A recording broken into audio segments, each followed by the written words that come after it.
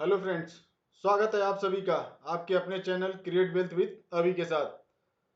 तो फ्रेंड्स, एक स्टॉक है जिसके बारे में काफ़ी ट्विटर से लेके यूट्यूब, मतलब हर जगह वही स्टॉक छाया हुआ है, हैथवे केबल। नो डाउट हम देखेंगे, एक बार उसके बारे में डिस्कस करेंगे, उसके फंडामेंटल्स देखेंगे, टेक्निकल्स देखेंगे, बट आज हम उसकी सच्चाई भी देखेंगे जो शायद हर जगह हर कोई नहीं बताता है। हम एक पर्टिकुलर रिलायंस के नाम पे बहुत सारे लोग उस स्टॉक को लेके बैठे हुए हैं। तो एक बार हम बात करते हैं उसके बारे में और उसका फंडामेंटल देखते हैं, हमें बाई करना चाहिए या सेल करना चाहिए। ठीक है, तो हम चलते हैं स्क्रीनर पे और हैथवे।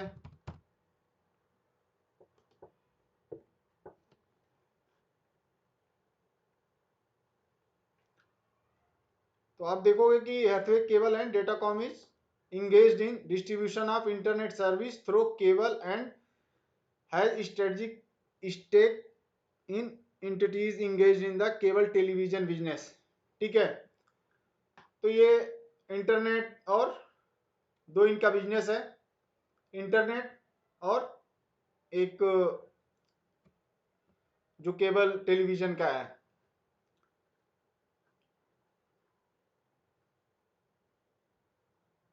आप देखोगे तो इनका प्रॉफिट ग्रोथ भी ठीक ठाक है, 23.71% के CAGR से लास्ट 5 ईयर से मेंटेन कर रहे हैं, तो ये भी बढ़िया है।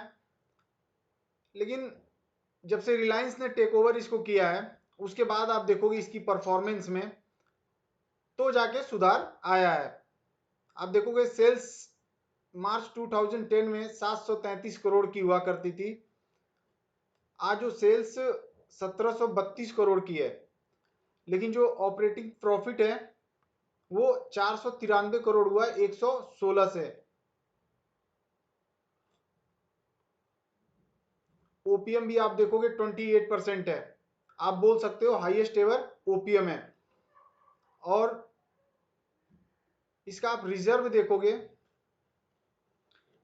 जो रिजर्व 626 करोड़ का था, छोटा सा जो रिजर्व था 2018 में रिलायंस के लेते ही ये रिजर्व 3285 करोड़ हो गया। ठीक है, उसके बाद 3642 करोड़ 3642 करोड़ का रिजर्व है आज की डेट में इनके पास, और बारोइंग को बिल्कुल जीरो कर दिया है। अब मेन चीज आती है इसकी शेयर होल्डिंग पैटर्न्स की, देख लेते हैं हम।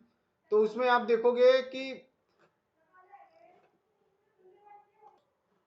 आप देखोगे जो प्रमोटर्स की हिस्सेदारी 45% हुआ करती थी, ठीक है, 2018 में।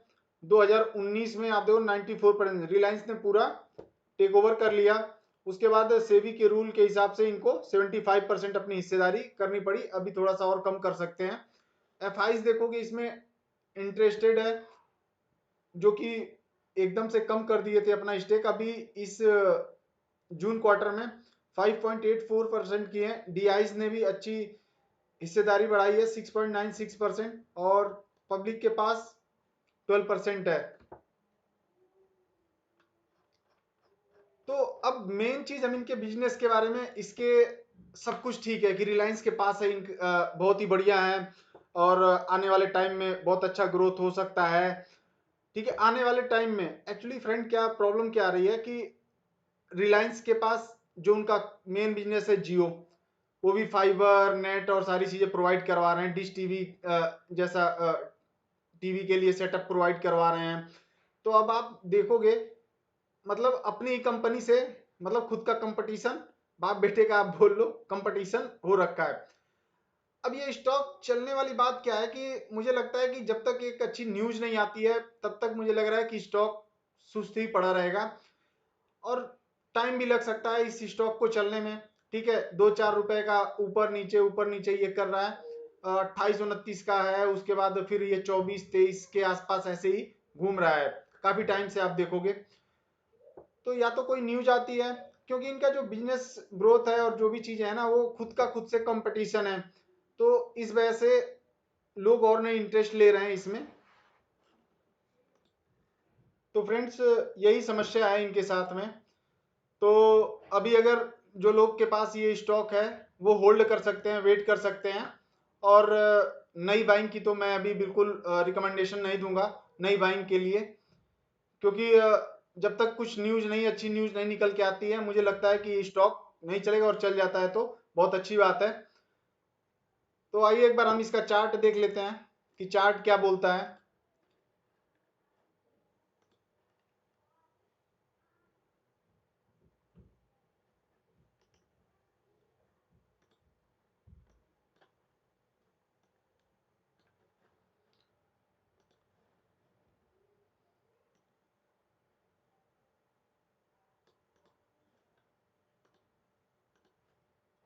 चार्ट पे आप देखोगे तो अभी ये जो अप ट्रेंड थोड़ा स्टार्ट हुआ है वो उसको सपोर्ट ले रहा है, और अगर ये सपोर्ट लेता हुआ अगर निकलता है तो वही फिर से आपको 27-28 के लेवल देखने को एक बार मिल जाएंगे।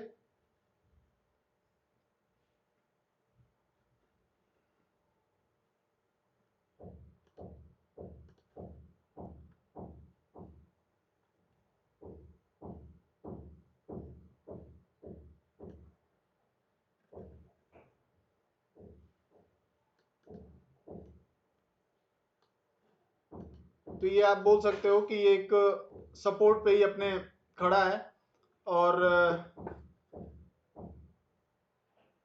अगर यहाँ से इसी फॉर्मेट में ये चलता हुआ अगर निकलता है ऊपर की तरह, तो अगर ये इस ट्रेंड लाइन को सपोर्ट करते हुए अगर निकलता है तो ये एक बार मुझे लग रहा है 29 का लेवल हमें दिखा सकता है। और अगर इस ट्रेंड लाइन को ब्रेक करके फिर से ही आता है तो फिर से ये यहाँ पे 22-23 के पास टच करने की कोशिश करेगा। तो इसलिए इससे और भी स्टॉक है जिसमें हम वो कर सकते हैं। बाकी जिन जो भी होल्ड करने पोजीशन वो होल्ड रखें, स्टॉक बुरा नहीं है और अच्छे हैंड में है, बट वही होता है ना, हर स्टॉक का टाइम होता है। तो बहुत सारे लोगों का कमेंट आ रहा था कि निफ्टी कहाँ से कहाँ पहुंच गई और ये वहीं पे है। तो होता है फ्रेंड, जैसे जी बिजनेस, जी न्यूज का आप देख लो, जील का इतने दिनों से कंसोलिडेट हो रहा था, लेकिन एक न्यूज आई कि 1 वीक में ही कहाँ से कहाँ पहुंचा दिया। ठीक है, तो अभी तो कुछ ऐसा इसमें दिख नहीं रहा है, तो अभी फ्रेश बाइंग की तो मैं रिकमेंडेशन नहीं करूंगा, और ये भी नहीं कहूंगा कि सलाह लेके करो। तो बाकी आप लोग इसको देखिए, और जो भी होता है आप कमेंट में एक बार बताइए कि आपको क्या लगता है कि ये जाएगा, ऊपर जाएगा, या अभी होल्ड करेगा, या इनका बिजनेस मॉडल वास्तव में मतलब एक अब समझ में नहीं आ रही, ऐसा जाल है। जो कंपनी, जिस कंपनी ने टेक ओवर किया है वो सेम बिजनेस वो करती है, और कुछ ऐसा भी नहीं है कि मर्जर की न्यूज आ रही है। या तो एक चीज हो सकती है कि मर्जर की न्यूज आ जाए कि जियो को अलग करके रिलायंस से और हैथवे और डेन के साथ कंबाइन कर रहे हैं। हाँ, एक डेन भी है इनका, डेन भी सेम हालत में वो भी है। तो आप लोग देखिए इनके बारे में और डिस्कस करिए। बाकी मिलते हैं फ्रेंड्स से, और प्लीज़ चैनल को सब्सक्राइब करिए, शेयर करिए, और बेल आइकन दबाइए कि अपडेट मिलता रहे और एक बड़ी फैमिली हम बना सकें। जय हिंद, जय भारत।